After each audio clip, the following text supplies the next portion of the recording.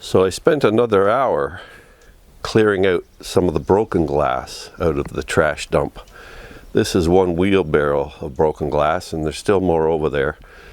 So today, the third day of the effort, I'm going to be getting more broken glass, and I think I'll start bringing out the jars, of which there are just many jars that are still intact. I don't know if we'll keep any of those. They may all get thrown out. Most of them are fairly standard looking jars. I'll take a look at them more closely to see if any of them have dates on them or whatever, but by and large I think they're just sort of standard jars that maybe had pickles in and things like that, peanut butter or something. But anyhow, the work continues. This stuff, this broken glass, will all get recycled, and any jars that are deemed not worthy of keeping, I will also probably send off to the recycling. So, Wednesday, May 5th, here's the result of another 45 minutes or so work in the trash dump. These are mostly intact bottles, but I also started picking up broken stuff as well, because there's still lots of that over there. I just have to split these out and wash them, give them a once wash at least, and then decide what to put in recycling versus what to keep. So here's those jars and bottles after they've been washed off and cleaned out at least once.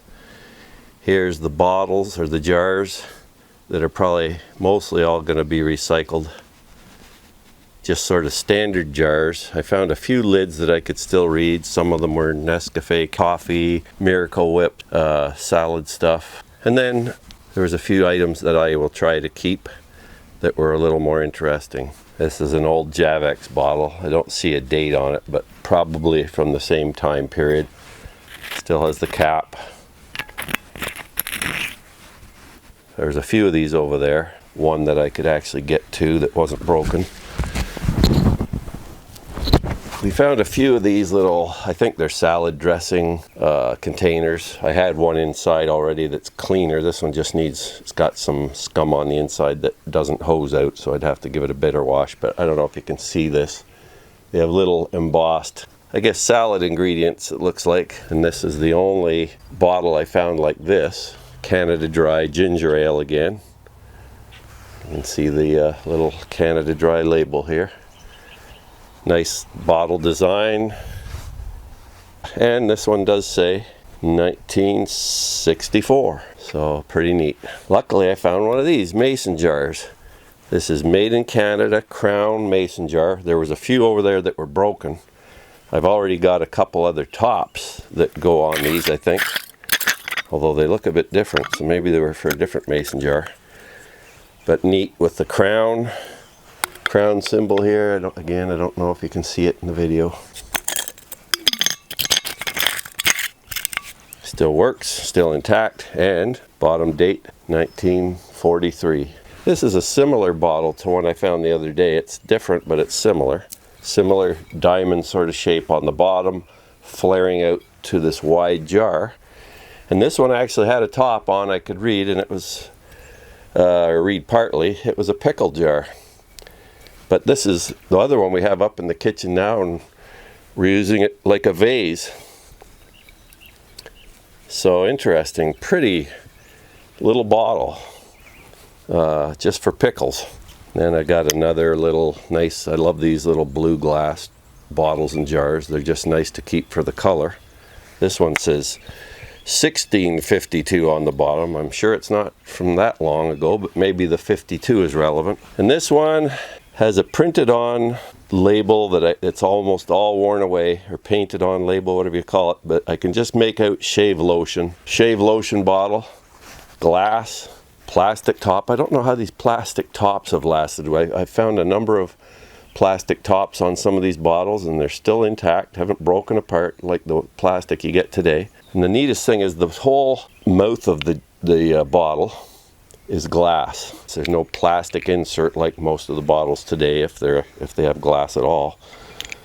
And it still works fine. Neat little bottle. Oh yeah, and then another license plate, 1959. This one. I've already filled one of these recycling bins with broken glass, and this is another one now that's half full.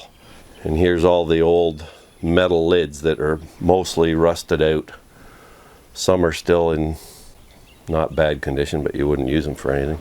It's kind of a silly exercise, I guess. We've been here for, what's it been now? 15 years. And even though I knew there was a dump up there, or sort of a dump, I just assumed it was mainly all old metal farm related stuff. And I'd never really gone in to look, largely because it was heavily prickly ash and hard to get into. And when I finally did get in, I was surprised at all the bottles, which I've always had a bit of a fascination with once they start to get a bit older. So I guess if nothing else, I'll have cleaned most of the broken glass out and the old jars that probably don't mean much of anything. And then keeping a few mementos, I guess. I think it's kind of important to keep those for history's sake, even though it's very recent history really, but I'm sure my son will get a kick out of having them around. In 50 or 60 years when he's an old man, hopefully he can look at them and get some fond remembrance of me out there pulling them out of the area and cleaning them off and talking to him about them. Anyhow, I hope you've enjoyed this little session on our bottle dump exploration.